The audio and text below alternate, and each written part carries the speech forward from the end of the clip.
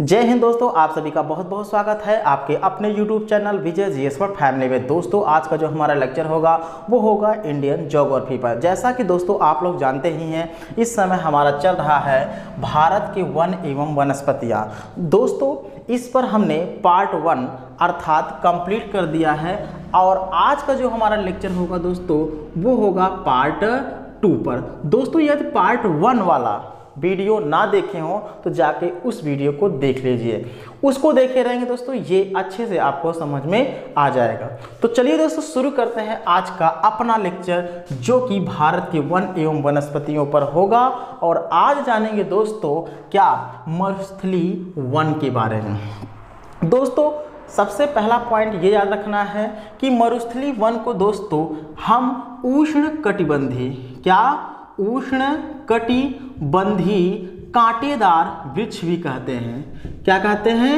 उष्णकटिबंधीय कांटेदार वृक्ष भी हम मरुस्थलीय वन को कहते हैं।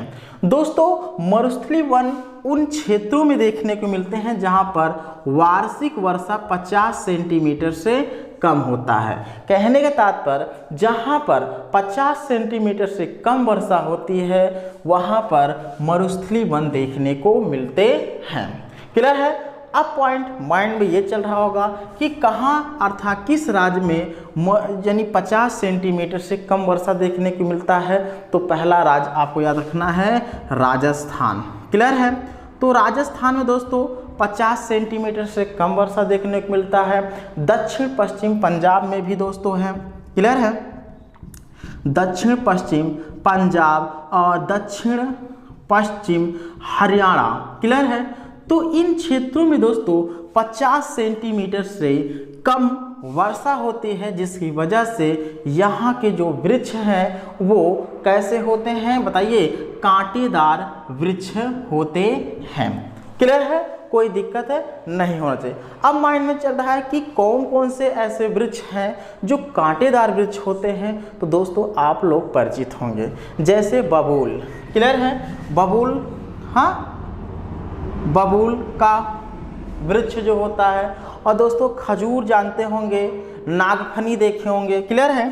तो खजूर हुआ, नागफनी हुआ, मतलब जितने भी आपको कांटेदार वृक्ष देखने को मिलते हैं वो सभी क्या होते हैं? मरुस्थलीय वन के श्रेणी में आते हैं। क्लियर है? कोई दिक्कत नहीं होना चाहिए। दोस्तों जैसा कि मैंने बताया, राजस्थान, दक्षिण पश्चिम पंजाब और दक्षिण पश्चिम हरियाणा में ये वन देखने को मिलते हैं। इसके अलावा अगर हम बात करते हैं तो आंध्र प्रदेश, तेलंगाना, कर्नाटक राज्य में दोस्तों अर्धचंद्राकार है, तो अर्धचंद्राकार पेटी के रूप में दोस्तों ये वन उपस्थित हैं। ये भी पॉइंट जानते रहिएगा। क्लियर है? कोई अब दिक्कत आपके मन में नहीं होना चाहिए।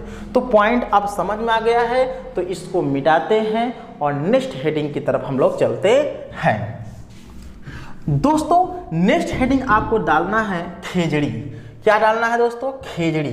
तो खेजड़ी क्या है, आइए हम लोग इसके बारे में जानते हैं। दोस्तों खेजड़ी की बात करते हैं। खेजड़ी को मरुस्थल का राजा कहा जाता है। मेन पॉइंट इसको याद रखना है। तो खेजड़ी को क्या कहते हैं दोस्तों? मरुस्थल का राजा कहा जाता है।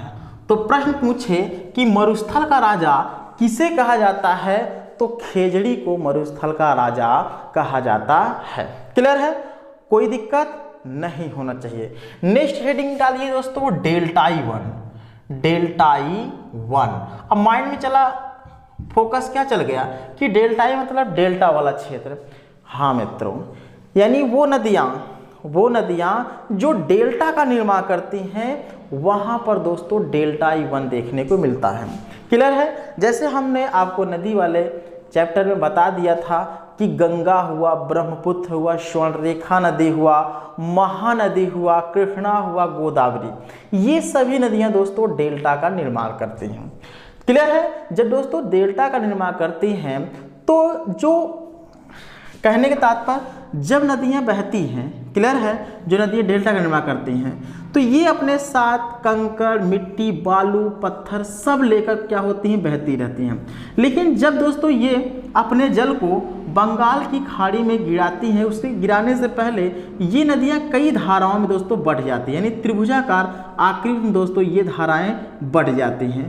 तो इसी को दोस्तों कहते हैं डेल्टा, यानी कहना ये जो मिट्टी कंकड़ बालू पत्थर लेके चलती हैं ये जाके डेल्टा वाले क्षेत्रों में गिरा देते हैं। तो वहाँ के जो वन होते हैं उन्हें बोलते हैं डेल्टाई वन बोलते हैं। समझ में आया दोस्तों, कोई दिक्कत नहीं होना चाहिए।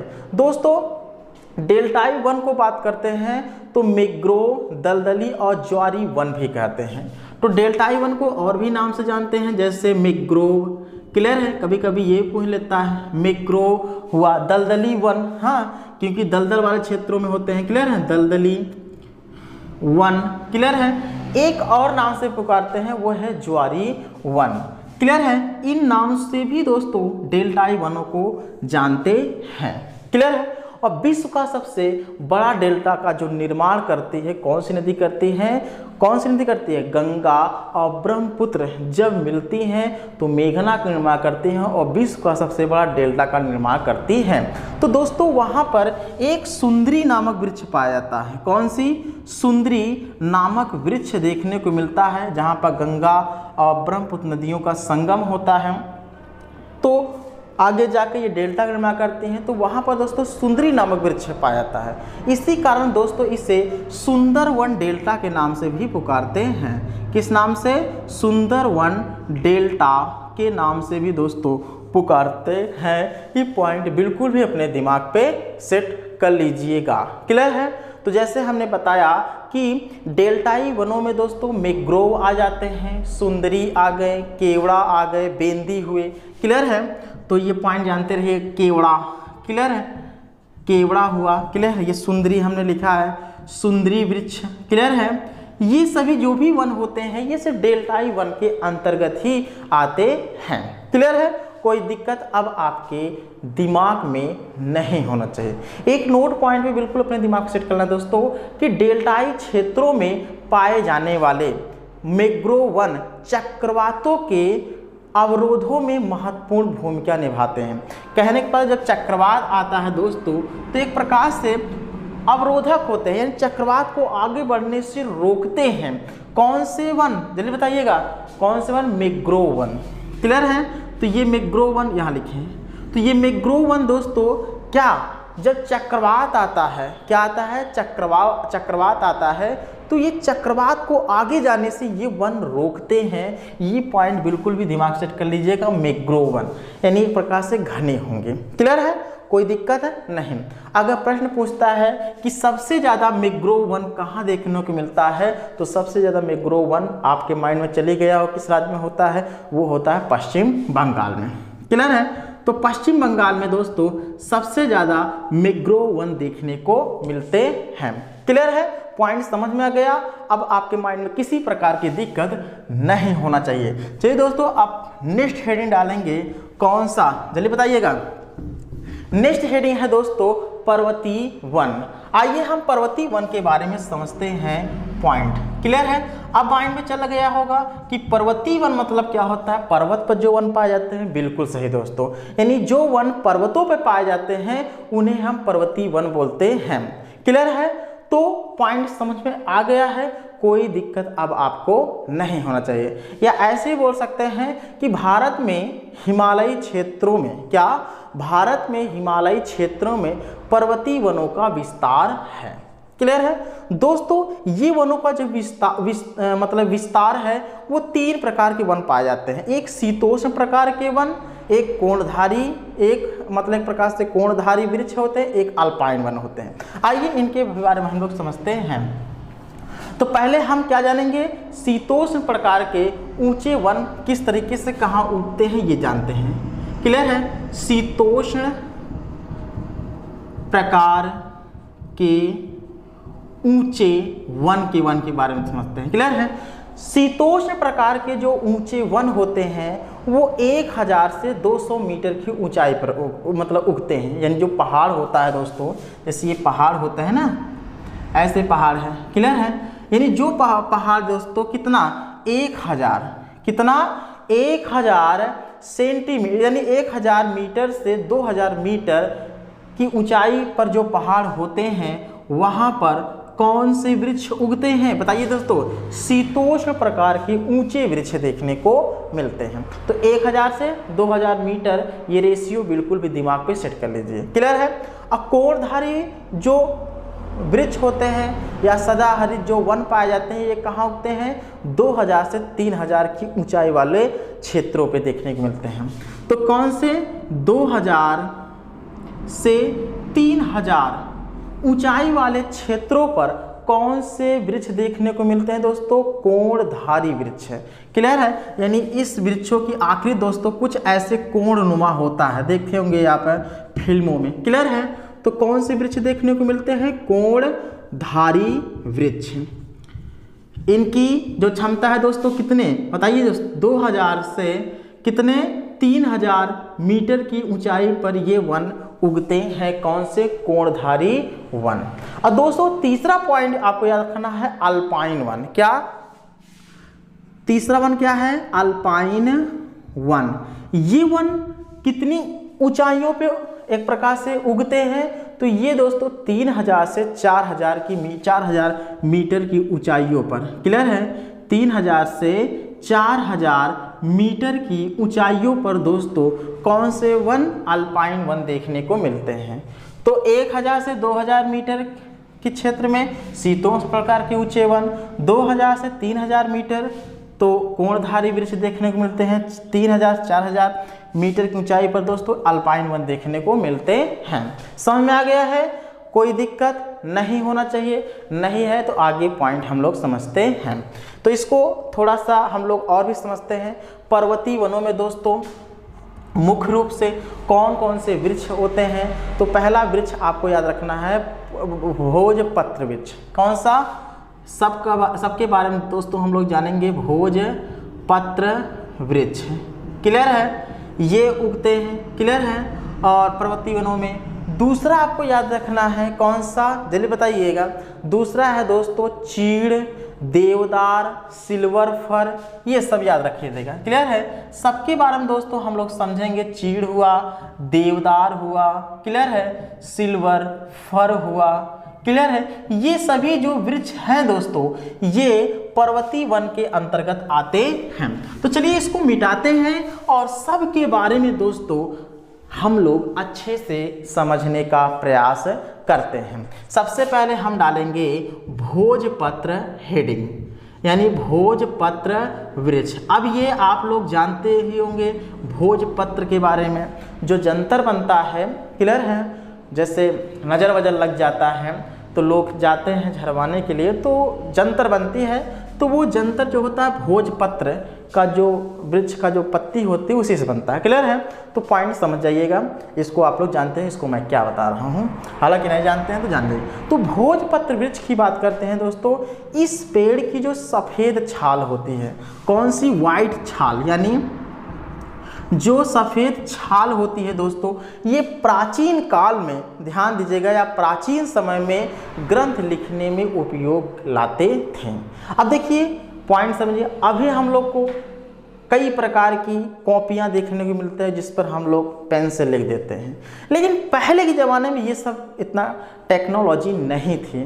तो क्या करते थे कि जो भोजपत्र जो वृक्ष है दोस्तों, इसकी जो होता है छाल, इसके छाल को निकाल लेते थे, चौड़े होते थे। क्लियर है? अब उस पर दोस्तों ये क्या होता था? लिखा जाता था ग्रंथ। क्लियर है? किसी भी राजा की जो रामायण सब लिखा गया है, महाभारत की स्टोरी, ये सब भोजपत्र वृक्ष पर ही लिखा गया है। क्लियर है? तो समझ में आ गया कि भोजपत्र के वृक्ष की जो छाल होता है उसी पर लेख लिखने का काम कब किया जाता था? प्राचीन समय में किया जाता था। क्लियर है? तो पॉइंट ये बिल्कुल भी दिमाग पे सेट कर लीजिए दोस्तों कि भोजपत्र वृक्ष पर क्या किस तरीके से कार्य होता था प्राचीन समय पर। तो इसे बेतुला यूटिलिस के नाम से भी पुकारते हैं। किस नाम से? ये पॉइंट जानते रहिएगा, बेतुला यूटिलिस के नाम से भी जानते हैं। तो भोजपत्र वृक्ष को हम बेटुलस क्या यूटिलिस के नाम से भी पुकारते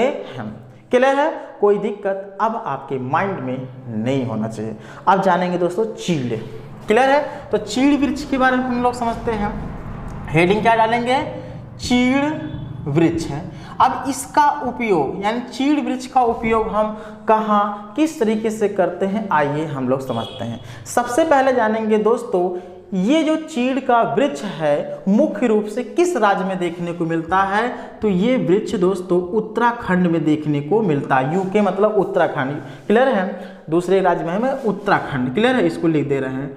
उत्तराखंड में दोस्तों चीड़ के वृक्ष देखने को मिलते हैं, क्लियर है दोस्तों। इस पेड़ से लीसा नामक एक महत्वपूर्ण पदार्थ प्राप्त किया जाता है। तो यहाँ प्रश्न पूछता है लीसा नामक महत्वपूर्ण पदार्थ किस वृक्ष से प्राप्त करते हैं, चीड़ के वृक्ष से प्राप्त करते हैं, क्या लीसा नामक पदार्थ। समझ में आया दोस्तों।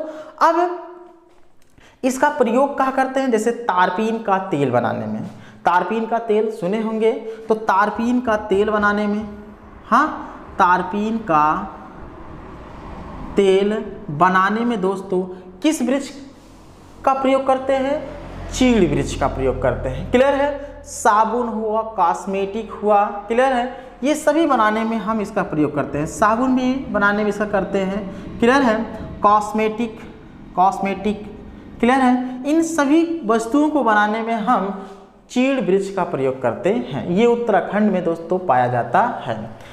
नेक्स्ट वृक्ष की तरफ चलते हैं, सिल्वर फर। मिटाएं इसको, चलिए मिटा देते हैं। पॉइंट समझते रहिएगा और आगे पॉइंट चलते हैं सिल्वर फर के बारे में। ये क्या है, आइए हम लोग इसके भी बारे में अच्छे से समझने का प्रयास करते हैं। सिल्वर फर दोस्तों, सबसे पहली पॉइंट आप लोग ये याद रखना, सिल्वर फर का उपयोग माचिस की तीली बनाने में करते हैं।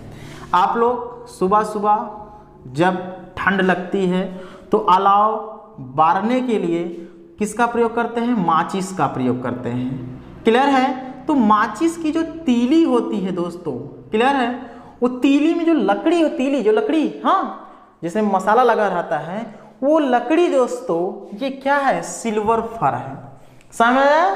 तो इसका उपयोग माचिस की तीली और साथ ही में दोस्तों कागज बनाने भी हम करते हैं। तो कागज बनाने में और माचिस की तीली बनाने में हम सिल्वर फर का उपयोग करते हैं। इस पॉइंट को बिल्कुल भी अपने दिमाग पे सेट कर लीजिए दोस्तों। आइए नेक्स्ट हेडिंग डालिए, देवदार। क्या, चलिए हम लोग जानते हैं देवदार वृक्ष के बारे में, क्लियर है। अब ये वृक्ष क्या है, इस पॉइंट को भी जानना हमारे लिए जरूरी है दोस्तों, ध्यान दीजिएगा। ये देवदार वृक्ष की विशेषता है कि समुद्र तल से सर्वाधिक ऊंचाई पर पाया जाने वाला एक वृक्ष है। यानी समुद्र के तल से सर्वाधिक ऊंचाई पर पाया जाने वाला क्या है, एक प्रकार का वृक्ष है, कौन, देवदार में। समझ में आए दोस्तों। पश्चिमी हिमालय में देवदार वनों का विस्तार अधिक मात्रा में देखने को मिलता है। ये पॉइंट जानते रहेगा कि इस जो एक प्रकार से देवदार वृक्ष है ये पश्चिमी हिमालय में अधिक मात्रा में देखने को मिलता है, क्लियर है। अब पॉइंट आपके माइंड में सेट हो गया है। अब चलती है दोस्तों भारत के कुछ और भी महत्वपूर्ण वृक्ष हैं, जैसे खैर वृक्ष की बात करते हैं। हर एक वृक्ष के बारे में दोस्तों जानते रहिएगा क्योंकि ये आपके लिए मोस्ट इंपॉर्टेंट बन सकता है। खैर वृक्ष की बात करते हैं दोस्तों। खैर वृक्ष जो होता है पूरे भारत में पाया जाता है, ये माइंड समझिए।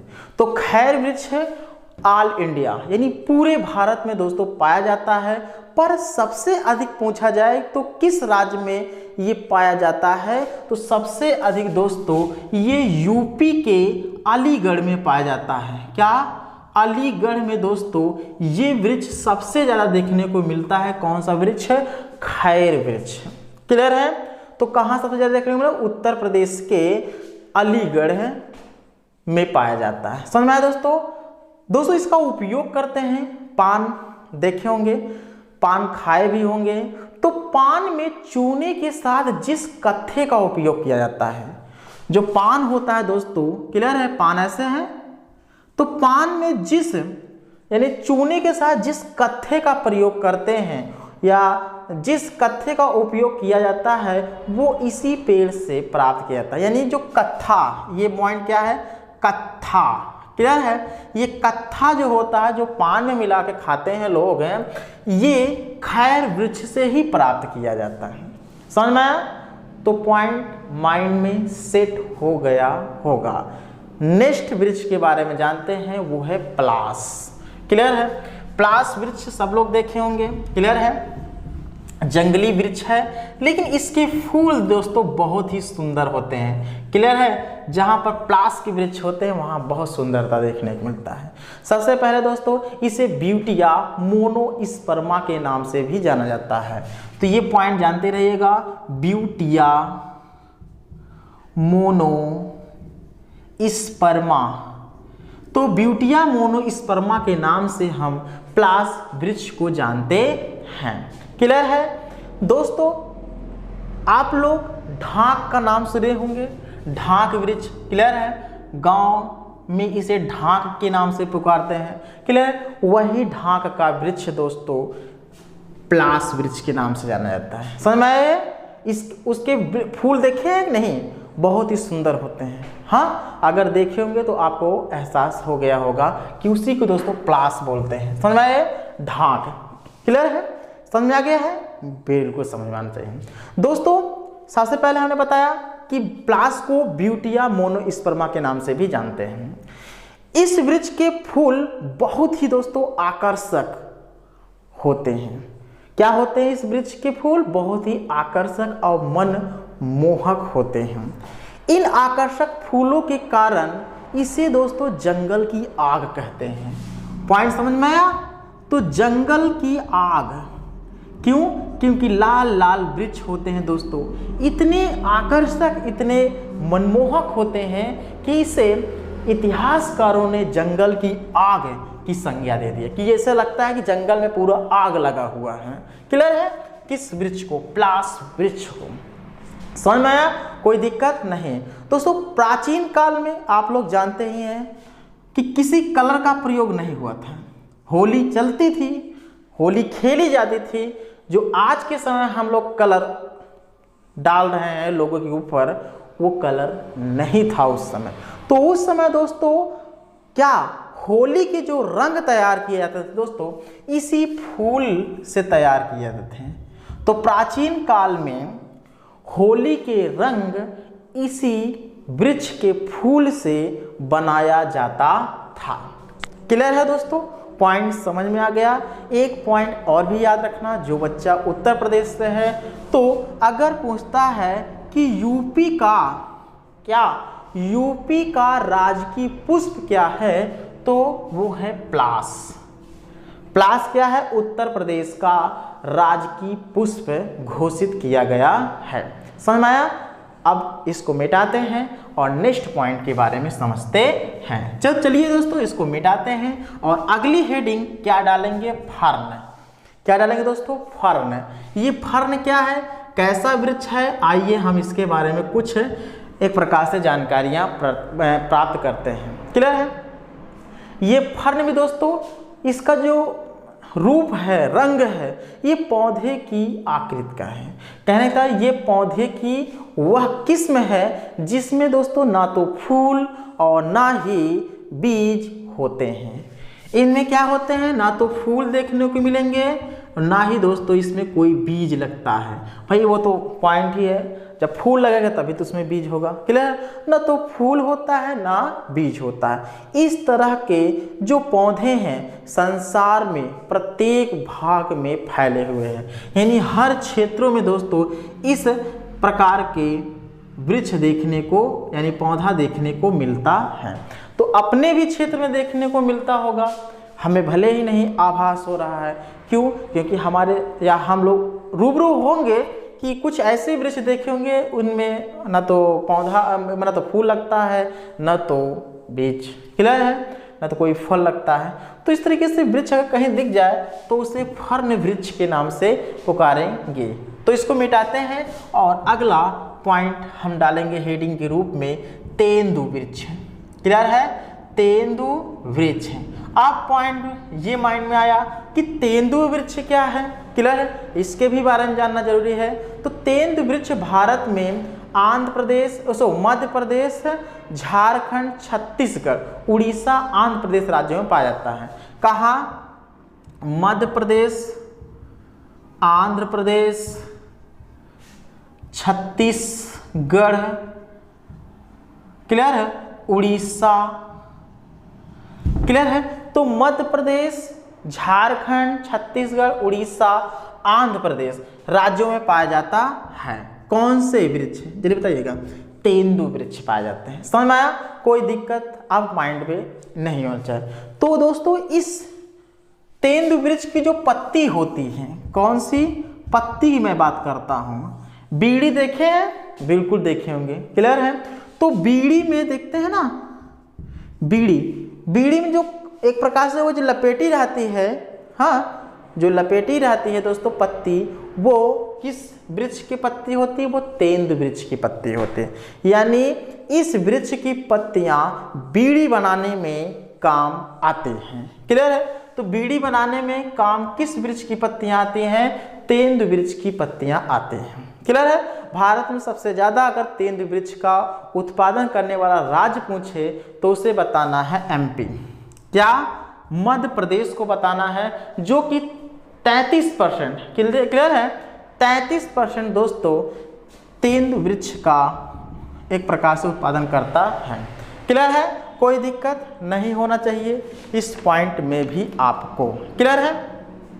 आइए दोस्तों इसको मिटाते हैं। तो हमने जो भी मोस्ट इंपॉर्टेंट वृक्ष थे उनके बारे में अच्छे से एक एक पॉइंट के बारे में समझा। कुछ और भी इम्पोर्टेंट पॉइंट है वो भी जानते रहिए, क्योंकि ये भी आपके लिए महत्वपूर्ण साबित हो सकते हैं, क्लियर है। दोस्तों एक पूछता है कि फूलों की घाटी राष्ट्रीय उद्यान, क्या फूलों की घाटी राष्ट्रीय उद्यान, पहले हेडिंग डाल देते हैं, फूलों की घाटी राष्ट्रीय उद्यान, क्लियर है। थोड़ा लिखने में डिस्टर्बेंस हो, समझ जाइए, क्लियर है। उद्यान ये किस राज्य में है? तो पॉइंट समझिए, भारत के उत्तराखंड राज्य में स्थित है। तो भारत के उत्तराखंड राज्य में फूलों की घाटी राष्ट्रीय उद्यान स्थित है। यहाँ पर दोस्तों फूलों की, क्या फूलों की 500 से ज़्यादा प्रजातियाँ पाई जाती हैं। तो इस राष्ट्रीय उद्यान में 500 से ज़्यादा फूलों की प्रजातियां देखने को मिलता है। कहाँ दोस्तों? बताइए लिसे, भारत के उत्तराखंड राज्य में स्थित फूलों की घाटी राष्ट्रीय उद्यान में। कुछ पौराणिक कथाओं के अनुसार ये भी माना जाता है कि रामायण काल में हनुमान जी दोस्तों संजीवनी की खोज में इसी घाटी में पधारे थे। यानी ये जो फूलों की घाटी राष्ट्रीय उद्यान है, जब हनुमान जी संजीवनी बूटी लाने जा रहे हैं तो इसी घाटी में दोस्तों वो एक प्रकार से पधारे थे, रुके थे, क्लियर है। ये पॉइंट है, जानिए कुछ पौराणिक कथाओं के अनुसार ये माना गया है, क्लियर है दोस्तों। पॉइंट समझ में आ गया होगा, क्लियर है। और अंडमान निकोबार में दोस्तों मैंग्रोव, सदाबहार जिसे हम सदापर्णी वन बोलते हैं, पर्णपाती वन जिसे पतझड़ वन बोलते हैं, वनों का विस्तार ज़्यादा पाया जाता है, क्लियर है। तो अंडमान निकोबार द्वीप समूह क्या पाया जाता है? मैंग्रोव, सदाबहार, पर्णपाती, पतझड़ वनों का विस्तार पाया जाता है, क्लियर है। नेक्स्ट हेडिंग आपको डालना है राष्ट्रीय वन नीति के बारे में। क्या राष्ट्रीय वन नीति क्या है, इसके भी बारे में हम लोग थोड़ा सा पॉइंट जान लेते हैं। राष्ट्रीय वन नीति के बारे में क्या है, आइए हम लोग जानते हैं। दोस्तों राष्ट्रीय वन नीति की बात करते हैं तो राष्ट्रीय वन नीति भारत में आने से पहले, क्या राष्ट्रीय वन नीति भारत में आने से पहले 1855 में लॉर्ड डलहौजी, क्या नाम था? लॉर्ड डलहौजी ने पूरे भारतवर्ष में वनों के संरक्षण हेतु नियम बनाए थे। यानी कहने का तात्पर्य राष्ट्रीय वन नीति जब नहीं लाई गई थी तो 1855 ईस्वी में लॉर्ड डलहौजी, ये वही लॉर्ड डलहौजी है दोस्तों जिसके शासनकाल में प्रथम रेल चलाई गई थी मुंबई और ठाणे के बीच, क्लियर है। तो 1855 में ईस्वी में दोस्तों इसने एक कानून लाया, वो कानून क्या था? वनों के संरक्षण हेतु, यानी वनों को सुरक्षा हेतु एक कानून भी बनाया था। कौन? लॉर्ड डलहौजी ने बनाया था। क्लियर है? डलहौजी ने बनाया था। क्लियर है? लेकिन जब हमारा देश आज़ाद हुआ तो उसके बाद दोस्तों ये पूर्ण रूप से राष्ट्रीय वन नीति में तब्दील होकर इसे हम लोग एक हिंदुस्तानी दिल से इसकी सुरक्षा करते हैं। क्लियर है? तो 1894 ईस्वी में दोस्तों एल्गिन, नाम सुने होंगे लॉर्ड एल्गिन के बारे में। तो लॉर्ड एल्गिन द्वितीय जब वायसराय बने थे तब देश में पहली बार राष्ट्रीय वन नीति लाई गई। अगर प्रश्न पूछता है कि पहली बार, क्या पहली बार राष्ट्रीय वन नीति किसके शासनकाल में लाया गया था? तो अंग्रेजों की हुकूमत चलती थी। कब? 1894 ईस्वी में लॉर्ड एल्गिन द्वितीय। क्लियर है? क्या नाम था? लॉर्ड एल्गिन द्वितीय के शासनकाल में क्या प्रथम बार राष्ट्रीय वन नीति लाई गई थी, या पहली बार राष्ट्रीय वन नीति की स्थापना की गई थी लॉर्ड एल्गिन द्वितीय के। समझ में आया दोस्तों? स्वतंत्रता प्राप्ति के बाद पहली राष्ट्रीय वन नीति की बात किया जाए तो 1952 में घोषित की गई थी।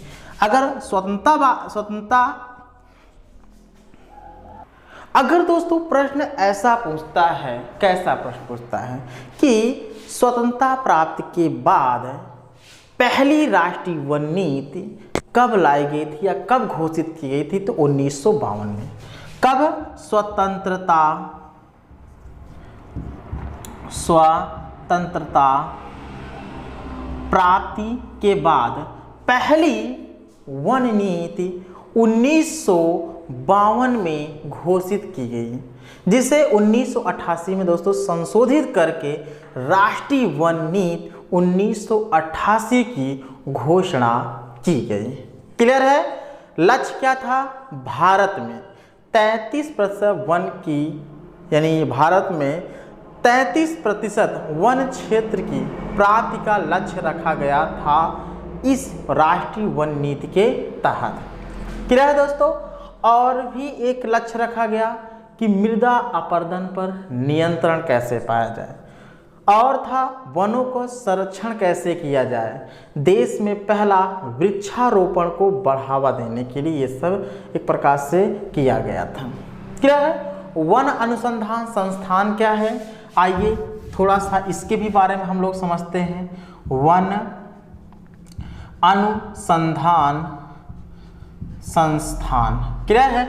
ये क्या है दोस्तों? ध्यान दें, भारत में वन अनुसंधान संस्थान देहरादून में स्थित है। प्रश्न ध्यान दीजिएगा, भारत में अगर पूछता है कि वन अनुसंधान संस्थान कहाँ स्थित है तो ये पॉइंट बिल्कुल दिमाग से क्लियर दोस्तों, देहरादून में स्थित है।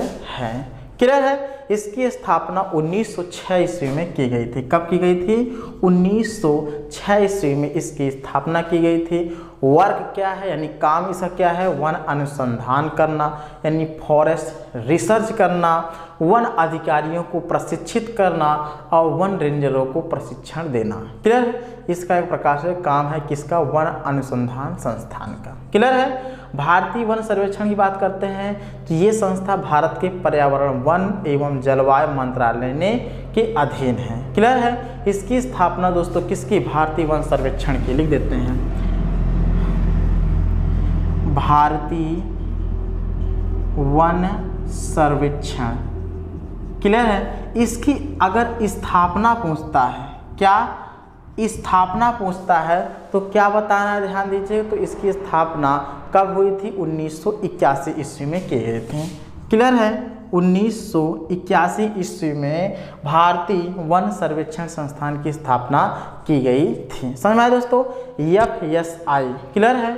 Forest survey of India. FSI का फुल फॉर्म क्या है? Forest survey of India. Clear है? हर 2 साल में, कब? हर 2 साल के अंतराल में भारतीय वन से संबंधित अपनी रिपोर्ट प्रस्तुत करता है।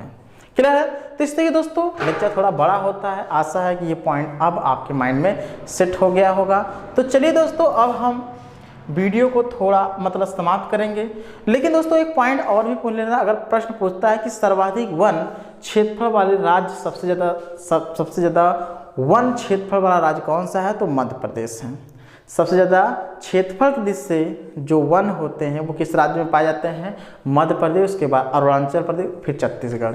प्रतिशतता के आधार पूछा जाए तो मिजोरम, फिर अरुणाचल प्रदेश, मेघालय आता है। अगर देश में मैंग्रोव वनों की उपस्थिति बोला जाए तो पश्चिम बंगाल में सबसे ज़्यादा है, फिर उसके बाद गुजरात में पड़ता है। क्लियर है, कोई दिक्कत नहीं होना चाहिए। दोस्तों एक चिपको आंदोलन चलाया गया था, कहने का तात्पर्य पर्यावरण से संबंधित यह आंदोलन था जो कि 1970 में दोस्तों प्रारंभ किया गया था। यह भारत के उत्तराखंड राज्य में किसानों ने वृक्षों की कटाई के विरोध में यह आंदोलन चलाया था। चिपको आंदोलन कब चलाया था, 1970 में। कहाँ चलाया गया था जल्दी बताइएगा, भारत के उत्तराखंड राज्य में। क्यों चलाया गया था, वृक्षों को काटने या वृक्षों को कटने से बचाने के लिए। क्लियर है, तो इस तरीके से ये पॉइंट था। आशा है कि आपको अच्छे से समझ में आ गया। आशा है मैं जो प्रश्न देने वाला हूँ इस प्रश्न का आंसर भी देंगे। तो चलिए दोस्तों प्रश्न आ रहा है, आप लोग प्रश्न का आंसर जरूर दीजिएगा।